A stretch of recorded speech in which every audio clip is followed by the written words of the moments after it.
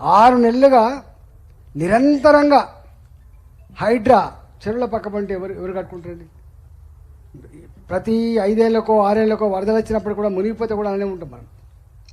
ఇవాళ పేదవాళ్లకు ప్రభుత్వాలే పట్టాలు ఇచ్చి కట్టించినాయి, కొన్ని చెరువులు డిస్మాండ్ చేసి కట్టించినాయి కావచ్చు. అన్నిటి పర్మిషన్ 40 ఏళ్ళ క్రితం 50 ఏళ్ళ క్రితం ఈ హైదరాబాద్కి వచ్చి కట్టుకున్న ఇల్లు ఒక తరం కష్టపడితే గుడిసెలు పోయినాయి, రేకుల షెడ్లు వచ్చినాయి, రేకుల షెడ్లు పోయినాయి. ఇలా చిన్న చిన్న బంగ్లాలు వచ్చినాయి. 60 గజాలనే 2 అంతస్తులు వేసుకుంటాం మనం. కట్టుకొని ఉన్నాం, బాజాప్తా పర్మిషన్ కట్టుకున్నాం, రుణాలు తీసుకొని కట్టుకున్నాం.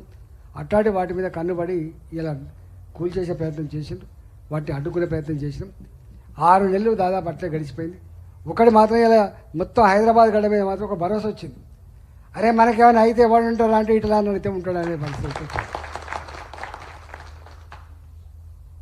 పనులు కొన్ని అయితే కొన్ని కాకపోవచ్చు, కానీ భరోసా చాలా ఇంపార్టెంట్.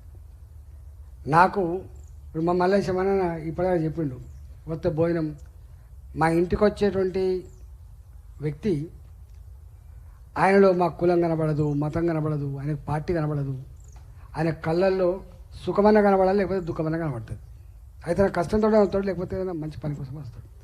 అందువల్ల మా ఇంటికి వచ్చే ఆ వ్యక్తి నాకు వీఐపీ కింద చూసుకుంటాను, నేను వీఐపీ కింద చూసుకుంటాను. నాకు అతిథి కింద చూసుకుంటా తప్ప నువ్వు ఎందుకు వచ్చినావని చెప్పి కసిరించుకునే నేచర్ ఉండదు. మేము కొట్లాడుతుంటాం, మా పిఎల్తో కొట్లాడుతాం. మీరు అలసిపోయి యాష్టపడి వాళ్ళ మీద కసించుకోకండి అని చెప్తాను నేను. అంటే ఇక్కడికి వచ్చే మనిషి ఉట్టిగా రాడు, ఏదో అవసరం ఉంటేనే వస్తాడు, పని మీదనే వస్తాడు, వట్టిగా రాడు. వట్టిగా వచ్చి ఉండవచ్చు, కానీ 99% నీకు పని మీదనే వస్తాడు. కాబట్టి డెఫినెట్గా ఒక అతిథిలాగానే చూసుకునేటువంటి సంస్కారం 25 ఏళ్ళ అంతకుముందు ఉన్నది, మళ్ళీ ఉన్నది మాకు. కాబట్టి మీరు ఎప్పుడైనా మంచిగా రావచ్చు, మీ పనుల మీద మీరు రిప్రజెంట్ చేయొచ్చు. డెఫినెట్గా ఒక్కటి మాత్రం చెప్పగలుగుతున్నాం, గుర్తుపెట్టుకోండి. అనేక ఎత్తుపల్లాలు చూసినాం మేము ఉద్యమాలలో ఉన్నప్పుడు. టైం అయిందా? పోదాం. అనేక ఎత్తుపల్లాలు చూసినాం, కష్టాలు చూసినాం, నష్టాలు చూసినాం, అనేక చూసినాం. ఎన్ని కష్టాలు వచ్చినా, ఎన్ని బాధలు వచ్చినా ఎదిరిదడమే తెలుసు తప్ప తల వంచేది మాత్రం లేదు సుమా.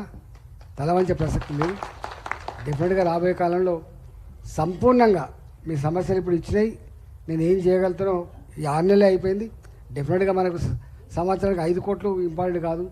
ఇక్కడ సిఎస్ఆర్ కింద వాటి కింద వీటి కింద కూడా డబ్బులు వచ్చే ఆస్కారం ఉంటుంది. కాబట్టి డెఫినెట్గా మీరు ఇచ్చినట్టు దరఖాస్తుని వాటికనే ఇది ఇచ్చిపోయిననే కాన్సెప్ట్ కాకుండా ఏది ముందు ఏది వెనుక చేయగలమో ఆ పని తప్పకుండా మీకు చేస్తా అని చెప్పి మనవి చేస్తూ, మీ అందరికీ మరొకసారి గొప్పగా మీ శక్తి మేరకి ఎక్కడికక్కడ పనిచేసి గెలిపించుకున్నందుకు, ఇది మీ ప్రాపర్టీ గుర్తుపెట్టుకోండి.